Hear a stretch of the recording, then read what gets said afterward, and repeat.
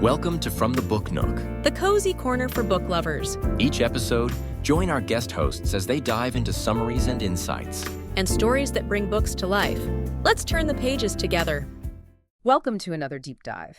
Today we're going to be exploring Robin Wall Kimmerer's The Serviceberry, Abundance and Reciprocity in the Natural World.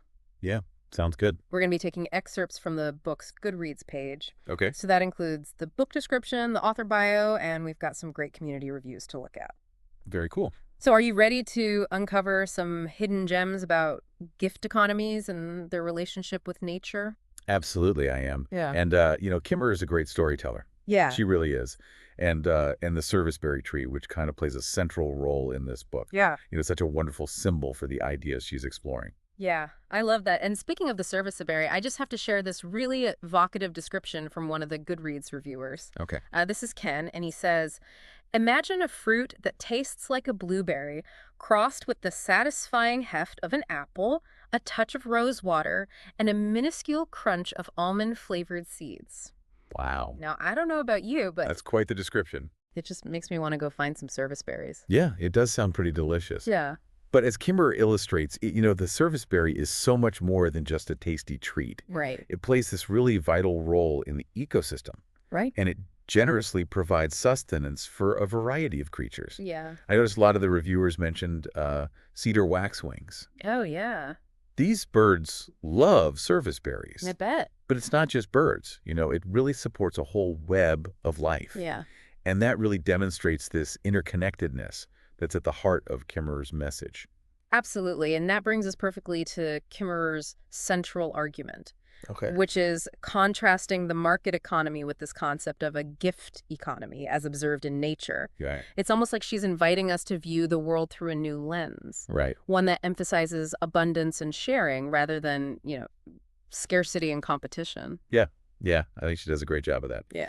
And the serviceberry with, its freely given bounty, it just makes such a perfect symbol for this alternative way of being. Yeah. It really embodies that spirit of generosity Yeah. that she advocates for. Absolutely. And there's this really captivating story from one of the reviewers. Okay. Again, it's Ken. Yeah.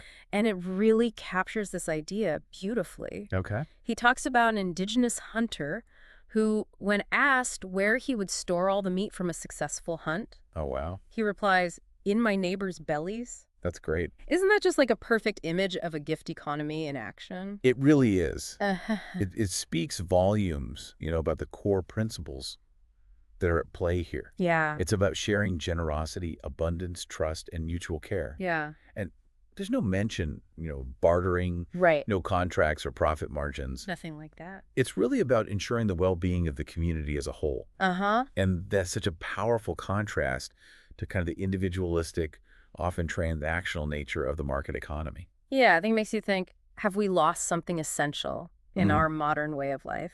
It's a good question. Do you think that resonates with you at all? I think so. I think we all have on some level. Yeah. Think about the times you've shared a meal with friends or Yeah. helped a neighbor, Right?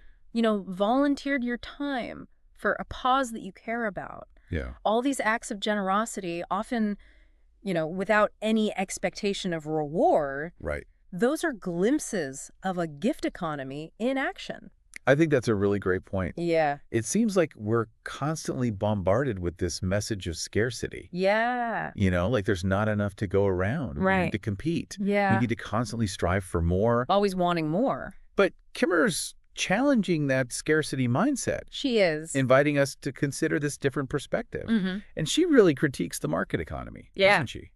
Especially, its emphasis on scarcity competition Yeah. and the hoarding of resources. Right. And one of the reviewers, Mhm. Kevin, he highlights that in his review. And he talks about how Kimmerer exposes, the ways that scarcity is often manufactured Right. to drive consumption and profit. Exactly. This idea of manufactured scarcity is so fascinating. It is. I know that Kimmerer uses the example of clean air. Oh, It's something that we just take for granted I do. until pollution makes it scarce. Mm-hmm. And then suddenly it's something you can buy and sell. Yeah, People are willing to pay a premium for. that's true. It makes you think how our perception of value is often manipulated. It really does. Yeah. It raises these important questions Yeah. about how we define progress and success, Mm-hmm. in our society, are we truly better off Yeah. if we're constantly striving for more, Yeah. even at the expense, of the environment and each other? And Kevin also mentions this analogy that Kimmerer uses Okay. of the Wendigo spirit, Oh. this mythical creature that represents this insatiable hunger Yeah, and greed. right. And it's just this powerful image. It is. And it connects to this modern crisis of addiction and alienation, this feeling that no matter how much we have, It's never enough. it's never enough, and it's a little bit unsettling. Right. But I appreciate that Kimmerer is not shying away Yeah, from those more difficult topics. I agree. It's essential to acknowledge these things. Yeah. If we want to create a more just and sustainable future. Yeah, But at the same time, Kimmerer offers hope. she does. She believes that we can shift our perspective Yeah. and rediscover the principles of the gift economy, even within the context of a market-driven society. Right. Yeah. And that is a message that I find incredibly inspiring. Me too. Yeah. Yeah, it's like we've been conditioned to think that we Right. have to fight for our piece of the pie, that somebody else's gain is Yeah. automatically our loss. Right. But what if, as Kimmerer suggests, Yeah. the pie is actually infinitely expandable? What if by embracing, this generosity Yeah. and reciprocity, we actually create more abundance for everyone? That's really the heart of it. Yeah. She's not advocating for a complete dismantling of the market economy. right. That's just not realistic for most of us. Yeah. But she is urging us Mm-hmm. to really shift our perspective, Yeah. to find ways to weave these principles of a gift economy Hmm? into our lives, Yeah. even within the systems that we currently inhabit. So it's not an either. Right. It's about finding that balance. Exactly. And that balance might look different for each of us. Yeah. It really is a process, of personal exploration Yeah. and experimentation. One of the reviewers, Nancy, she talks about this concept of enoughness. Right. And that really resonated with me. Mm-hmm. It's not about denying ourselves things, Right. but it's about cultivating that sense of contentment Mm-hmm. and gratitude for what we already have. And recognizing that, true wealth Yeah. lies not in, the accumulation of material possessions, Yeah. but in the richness of our relationships Yeah. and the well-being of our communities. I love that Nancy shared her own experiences Yeah. with participating in gift economies.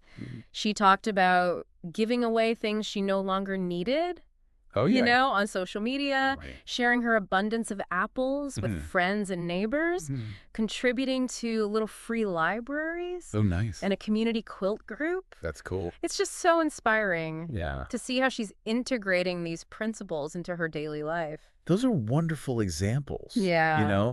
of how we can begin to shift our mindset Mm-hmm. and our actions. Yeah. It's really about recognizing that we have more than enough to share. Right. And that by giving freely, we create this ripple effect of abundance that benefits everyone. It reminds me of that saying, What's it?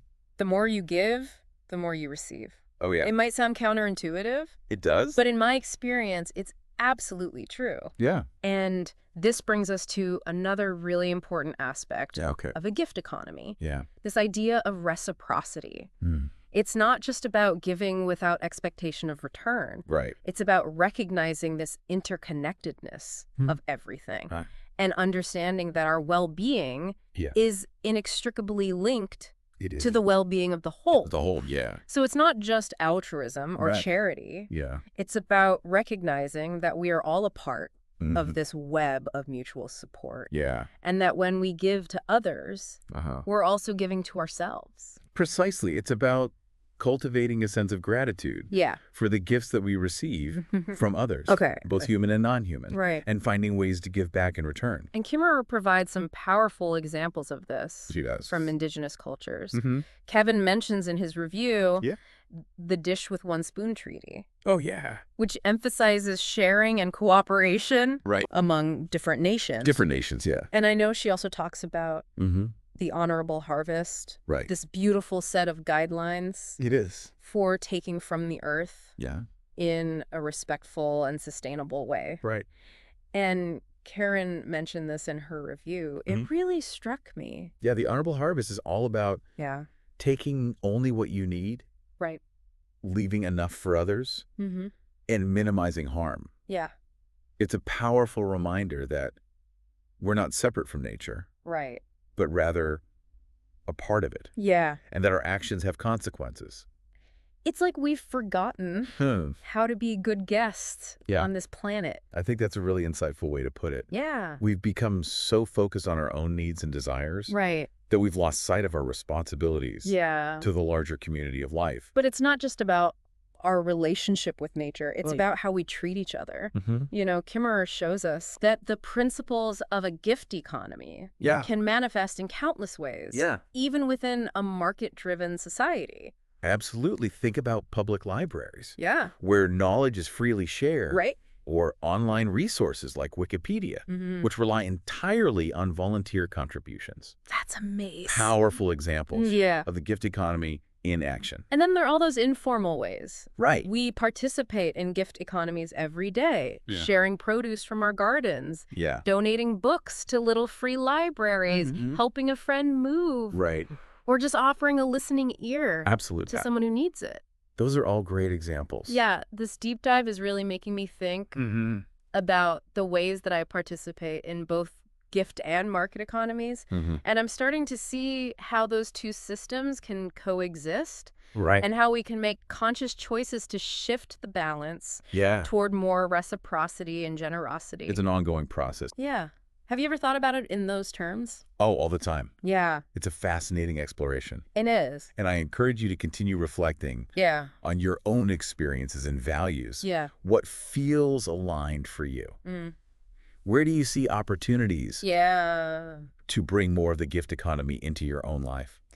And it leads me to another question Okay. inspired by Kimmerer's work. Yeah. You know, we've talked a lot about Mm-hmm. the practical and societal implications of Mhm. gift economies. Mm-hmm. But what about the personal, emotional, and spiritual dimensions? That's a wonderful observation. Yeah. You're right. There's a whole other layer to explore here. Yeah. Remember how Connie G, in her review, Mm-hmm. talked about giving away books in little free libraries, Yeah. donating to food banks? Yeah. She mentioned that giving things away like that, Yeah. you know, just giving without any expectation Right. of getting anything back, Yeah. that it helps her to feel abundant. It's almost paradoxical, isn't it? Right. We're conditioned to believe we need to acquire more to feel abundant, Mm-hmm. but Kimmerer is suggesting that true abundance comes from giving freely, It does. from recognizing that we already have more than enough Mm-hmm. to share. To share. Yeah, you know, it reminds me of what Amanda highlighted in her review. Okay. She talks about how Kimmerer helped her to understand Mm-hmm. that a feeling of gratitude Right. is essential Yeah. to living a life of reciprocity. Okay. It's about appreciating the interconnectedness of life Yeah. and recognizing that we're all in this together. That makes me think about Hannah Torres's review. Yeah. She talked about how reading Kimmerer challenged her Okay. to examine her own personal beliefs and values, Uh-huh. specifically from a Christian perspective. Okay. She wondered how her faith might inform her understanding Right. of gift economies and reciprocity. That's interesting. I thought that was a really powerful example It is. of how this work can really prompt deep personal reflection. Absolutely. Hmm. You know, Kimmerer's work invites us Yeah. to consider how our own worldview Mm. shapes our relationship with the world around us and Yeah. how we might shift that perspective Right. to one of greater generosity and interconnectedness. It's not about, imposing a specific set of beliefs or Yeah. practices, but it's about encouraging us Uh-huh. to engage in this process of self-discovery Right. and to find our own unique ways of embodying these principles. To embodying these principles, yeah. So it's about more than just changing our behaviors. Mhm. It's about transforming our hearts and minds. It is. It's about cultivating a deeper sense of Yeah. connection and belonging. Absolutely. And that can feel daunting sometimes, It can. in a world that often celebrates Yeah. individualism and competition. Right. Where do we even begin? That's a great question. And I think Kimmerer would say Yeah. that it starts with small, intentional acts Okay. of generosity and sharing. Okay. It's about noticing the opportunities in our everyday lives Yeah. to extend kindness and support to others, Right. whether it's a friend, a family member, a neighbor, or even a stranger. Like Nancy giving away her apples or Connie donating to the food bank? It doesn't have to be these grand gestures. Yeah. It's about weaving these small acts Okay. of reciprocity into the fabric of our lives. Like planting seeds of generosity that have the potential to grow into something much larger. Absolutely. It might be offering a listening ear. Yeah. Or helping an elderly neighbor with their groceries. Right. Or just sharing a smile with a passerby. Those seemingly small acts, Yeah. they can have a profound impact. It can. They really can. They can ripple outwards, Yeah. creating this web of kindness and connection that strengthens our communities. Remember what we talked about earlier with that indigenous hunter Right. sharing the meat from his hunt? Yeah. Those ripples of generosity, they're really what sustain us, Yeah. both individually and collectively. This has been such an insightful deep dive. It has. I feel like I've gained a new perspective on the world and my place in it. I'm so glad to hear that. It's Yeah. been a pleasure exploring these ideas with you. So as we wrap up, Okay. what's one final thought you would like to leave our listener with? I would invite you to consider this. Okay.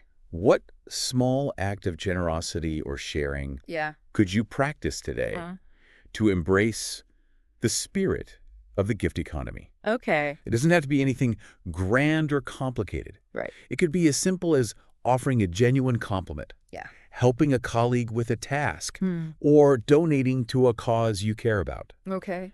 Every act of generosity, no matter how small, Right. contributes to a more abundant and interconnected world. Beautifully said. Thank you for joining us on this deep dive into the world of Robin Wall Kimmerer's The Serviceberry. We hope this exploration has inspired you to cultivate more abundance, reciprocity, and gratitude in your own life. Until next time, keep seeking, keep sharing, Absolutely. and keep believing in the power of the gift. Well, that's a wrap for this episode of From the Book Nook. Thanks so much for joining us. We love having you here in our cozy little corner of the book world. If you enjoyed this episode, don't forget to like and subscribe to our channel. And we'd love to hear from you. Share your thoughts and book recommendations in the comments. It really helps us connect with more book lovers like you. And we'll meet you right back here in the Nook.